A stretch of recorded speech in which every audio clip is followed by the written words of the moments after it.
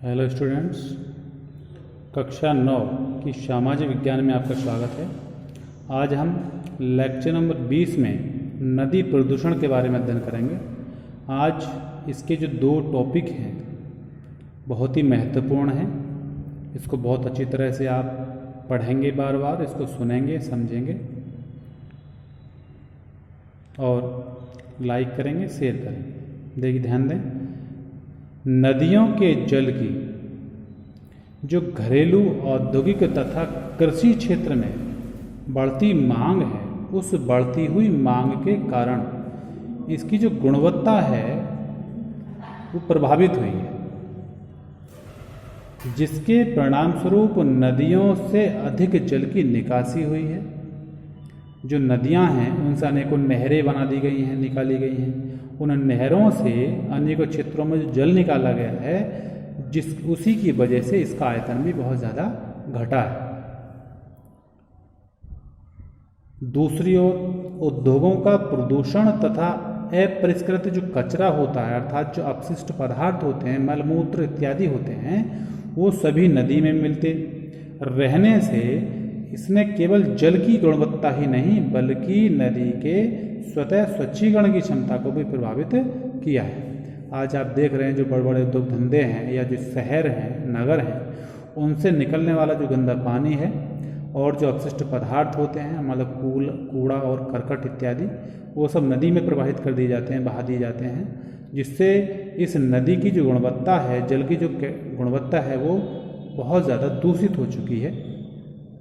तो इन्हीं चीज़ों को ध्यान में रखते हुए कुछ योजनाएं शुरू की गई, जिसे सबसे पहले आपको दिया गया है, समझाया जाएगा, राष्ट्रीय नदी संरक्षण योजना।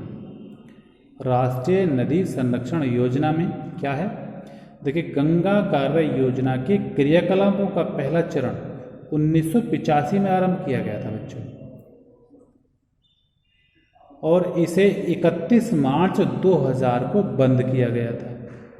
राष्ट्रीय नदी संरक्षण प्राधिकरण की कार्यकारिणी समिति ने गंगा कार्य योजना के प्रथम चरण की प्रगति की समीक्षा की तथा गंगा कार्य योजना के प्रथम चरण से प्राप्त अनुभवों के आधार पर आवश्यक सुझाव दिए।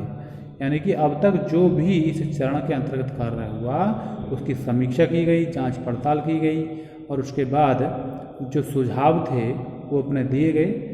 इस कार्य योजना को देश की प्रमुख प्रदूषित नदियों में राष्ट्रीय नदी संरक्षण योजना के अंतर्गत लागू किया गया।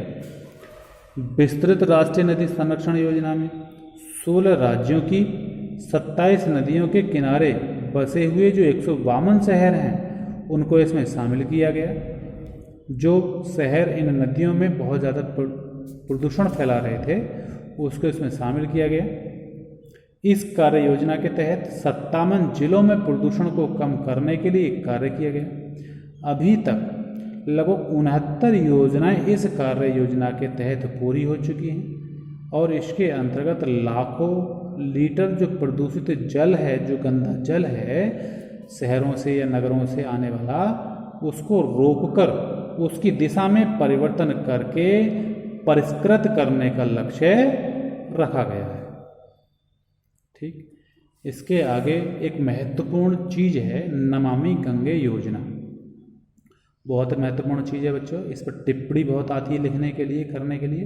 अच्छी तरह से इसको पढ़ना, ध्यान से समझना। देखिए, भारत सरकार ने गंगा को प्रदूषित रहित बनाने के लिए गंगा जीर्णोद्धार मंत्रालय का गठन किया है। केंद्र सरकार द्वारा गंगा नदी के प्रदूषण को समाप्त करने और नदी को पुनर्जीवित करने के लिए, अर्थात उसका दोबारा से उसको पुनः जीवन दान देने के लिए वर्ष 2014 में एक योजना, एक मिशन शुरू किया, जिसका नाम रखा गया नमामि गंगे। तो नमामि गंगे नामक जो एकीकृत गंगा है संरक्षण मिशन का शुभारंभ किया गया। सरकार ने वर्ष 2019-20 तक गंगा की सफाई पर लगभग 20,000 करोड़ रुपए खर्च करने की घोषणा करके इसे एक केंद्रीय योजना का रूप प्रदान किया है। क्योंकि हमारे भारत की सबसे प्रमुख जो नदी है वो गंगा नदी है, जो बहुत ज़्यादा आज वर्तमान समय में दूषित हो चुकी है, गंदी हो चुकी है। उसको स्वच्छ बनाने के लिए सरकार ने बड़े पैमाने पर जो है एक ये घोषणा की, जिससे इसका स्वच्छीकरण किया जा सके। आज इतना ही, बहुत अच्छी चीज़ है। इसके बाद कल को आपको इससे अगला जो चैप्टर है जलवायु, बहुत अच्छा पार्ट है, उसको चौथे पार्ट को शुरू कराया जाएगा। ध्यान से पढ़ें, समझें और अपने कार्य को पूरा करते रहें। धन्यवाद।